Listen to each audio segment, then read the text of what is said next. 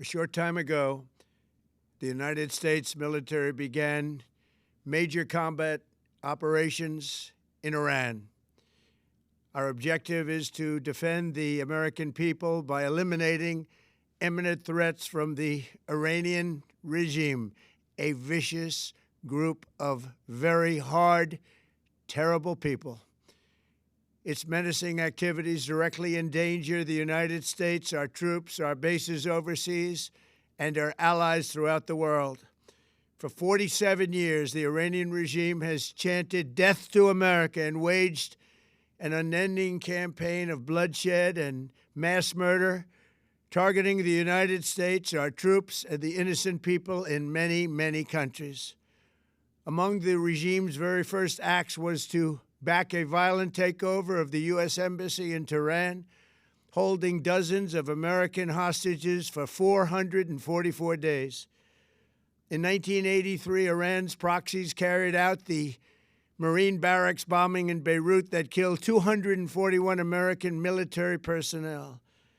In 2000, they knew and were probably involved with the attack on the USS Cole. Many died.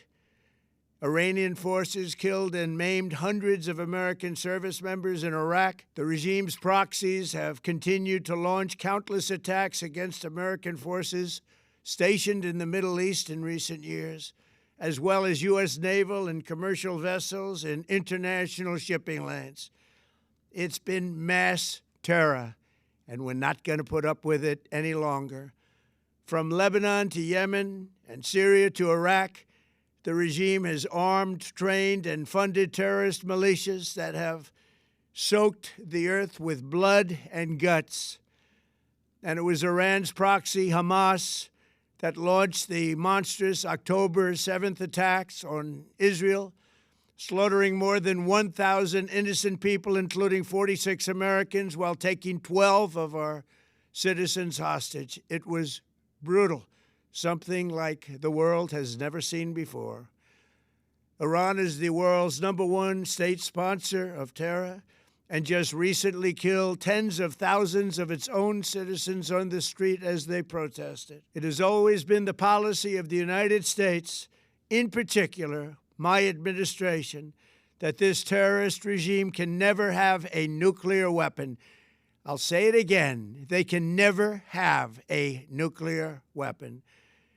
That is why in Operation Midnight Hammer last June, we obliterated the regime's nuclear program at Fordow, Natanz, and Isfahan. After that attack, we warned them never to resume their malicious pursuit of nuclear weapons, and we sought repeatedly to make a deal. We tried. They wanted to do it. They didn't want to do it. Again, they wanted to do it. They didn't want to do it. They didn't know what was happening. They just wanted to practice evil. But Iran refused, just as it has for decades and decades. They've rejected every opportunity to renounce their nuclear ambitions, and we can't take it anymore.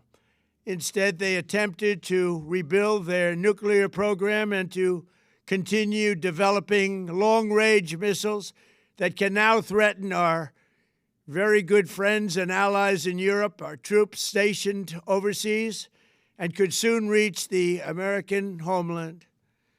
Just imagine how emboldened this regime would be if they ever had and actually were armed with nuclear weapons as a means to deliver their message. For these reasons, the United States military is undertaking a massive and ongoing operation to prevent this very wicked, radical dictatorship from threatening America and our core national security interests. We are going to destroy their missiles and raise their missile industry to the ground. It will be totally, again, obliterated. We're going to annihilate their Navy. We're going to ensure that the region's terrorist proxies can no longer destabilize the region or the world and attack our forces and no longer use their IEDs or roadside bombs, as they are sometimes called, to so gravely wound and kill thousands and thousands of people, including many Americans.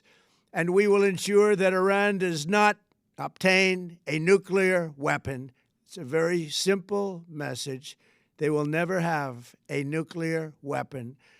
This regime will soon learn that no one should challenge the strength and might of the United States Armed Forces. I built and rebuilt our military in my first administration, and there is no military on earth even close to its power, strength, or sophistication. My administration has taken every possible step to minimize the risk to U.S. personnel in the region. Even so, and I do not make this statement lightly, the Iranian regime seeks to kill. The lives of courageous American heroes may be lost, and we may have casualties. That often happens in war. But we're doing this not for now. We're doing this for the future, and it is a noble mission. We pray for every service member as they selflessly risk their lives to ensure that Americans and our children will never be threatened by a nuclear-armed Iran. We ask God to protect all of our heroes in harm's way, and we trust that, with His help, the men and women of the armed forces will prevail. We have the greatest in the world, and they will prevail. To the members of the Islamic Revolutionary Guard, the armed forces, and all of the police, I say tonight that you must lay down your weapons and have complete immunity, or, in the alternative, face certain death.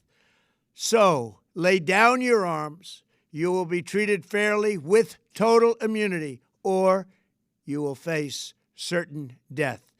Finally, to the great, proud people of Iran, I say tonight that the hour of your freedom is at hand. Stay sheltered. Don't leave your home. It's very dangerous outside. Bombs will be dropping everywhere. When we are finished, take over your government. It will be yours to take.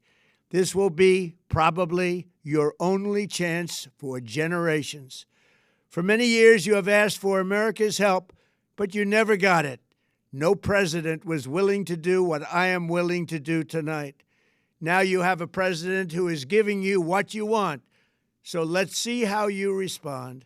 America is backing you with overwhelming strength and devastating force. Now is the time to seize control of your destiny and to unleash the prosperous and glorious future that is close within your reach. This is the moment for action. Do not let it pass. May God bless the brave men and women of America's armed forces. May God bless the United States of America. May God bless you all. Thank you.